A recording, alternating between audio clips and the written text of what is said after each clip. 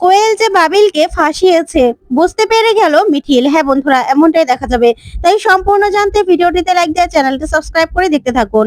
নতুন পর্বে দেখা যাবে কোয়েলের সঙ্গে দেখা করে মিঠিল। তখন কোয়েলকে বলে, শোনো, তোমাকে কেউ বাচ্চাটা নষ্ট করতে বললেও তুমি বাচ্চাটা নষ্ট করবে না। আর আমি যতদূর জানি বাবিলের পরিবার এরকম নয়।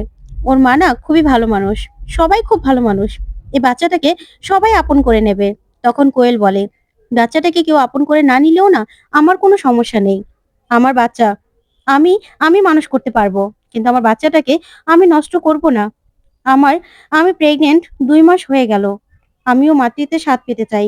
তখন মিঠিল বলে, আমার আমার না বাবিলের মায়ের সঙ্গে খুব ভালো সম্পর্ক, তাই আমি কিন্তু মাঝে মাঝে ওই বাড়িতে যাব। তোমার কোনো প্রবলেম নেই তো?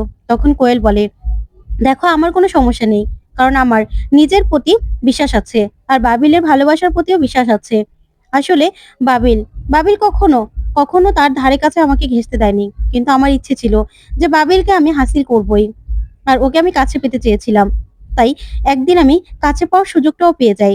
তখন বাবিল নিজে থেকে গিল্টি ফিল করছিল, আর আমার সঙ্গে কথাও বলেনি, আর বলেছিল এই রাতের কথা আর কেউ যেন জানতে না পারে। আমি হয়তো বা কাউকে বলতামও না, কিন্তু আমি প্রেগনেন্ট হয়ে যাওয়াতে এখন তো আমি আমার অধিকার ছাড়বো না। আমি বাবিলকে বাবিলকে যদি নাও পাই, তাও আমার বাচ্চার দায়িত্ব ওকে নিতে হবে, আর বাচ্চার পরিচয় ওকে দিতে হবে। কারণ আমি তো এমনি ফেলনা নই যে আমাকে মানুষ আঙুল তুলে বলবে ওই কোয়েল খারাপ। সেটা হতে পারে না। আমি বাবিলকে ভালোবাসি, তাই বাবিলকে আমার বাচ্চার দায়িত্ব নিতেই হবে। তখন মিঠিল বলে, দেখো কোয়েল, বাবিলও এরকম নয় যে বাচ্চার দায়িত্বটা এড়িয়ে যাবে। ও ঠিক বাচ্চার দায়িত্ব নেবে, আর ওই পরিবারটাও না খুব ভালো, ওরাও নেবে। তখন তখন মিঠিল বলে, দেখো, হয়তো বা বাবিলের মা একটু সমস্যা করতে পারে, তারা এই বিয়েটা মানতে নাও পারে, তোমার সঙ্গে বাবিলের সম্পর্কটা নাও মানতে পারে, কিন্তু দেখবে একটা সময় সব ঠিক হয়ে যাবে। তখন কোয়েল বলে, কেন মানবে না? উনিও তো এই এই বয়সে এসে বিয়ে করেছে, তাই তা নিয়ে তো আমার কোনো প্রবলেম নেই। তাহলে আমার আমার এই সমস্যা নিয়ে ওনার কি প্রবলেম হবে? হওয়ার তো কথা নয়, কারণ আমার গর্ভে যে সন্তান আছে আমার আর বাবিলের, এটা তো আমি অন্য কারো থেকে নিয়ে আসিনি, তাই না? তখন মিঠিল বলে, হ্যাঁ কোয়েল, আমি বুঝতে পারছি তোমার কথা, কিন্তু কিন্তু তোমাকেও তো পরিবারের কথা ভাবতে হবে। তখন কোয়েল বলে, শোনো, আমি শুধুমাত্র আমার নিজের কথাই ভাবতে পারি, আর কারো কথা নয়। তখনই মিঠিল বলে, আচ্ছা কোয়েল, তুমি কি মেডিকেল চেক আপ করিয়েছো? সেই রিপোর্ট গুলো আছে?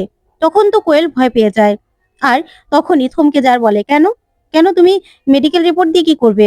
তখন মিঠিল বলে, না, তোমার 2 মান্থ হয়ে গেছে তোমার প্রেগনেন্সির, তাহলে অবশ্যই তুমি ডক্টর দেখিয়েছো, না হলে তুমি কনফার্ম হলে কি করে? তাই তাই জিজ্ঞাসা করছিলাম, নাকি তুমি ডক্টর দেখাতে যাবে? তখন কোয়েল বলে, দেখো, আমারটা আমি দেখাতে পারবো, তোমাকে সেই নিয়ে ভাবতে হবে না। তখন মিঠিলের মনে খটকা লাগে। তখন মিঠিল মনে মনে বলে, কি ব্যাপার, ওইরকম ভাবে ভয় পেয়ে গেল কেন? তো বন্ধুরা, সত্যি কি তাহলে কোয়েল প্রেগনেন্ট, নাকি ও মিথ্যে বলছে? তোমাদের কি মনে হয় কমেন্ট করে জানাও। ধন্যবাদ।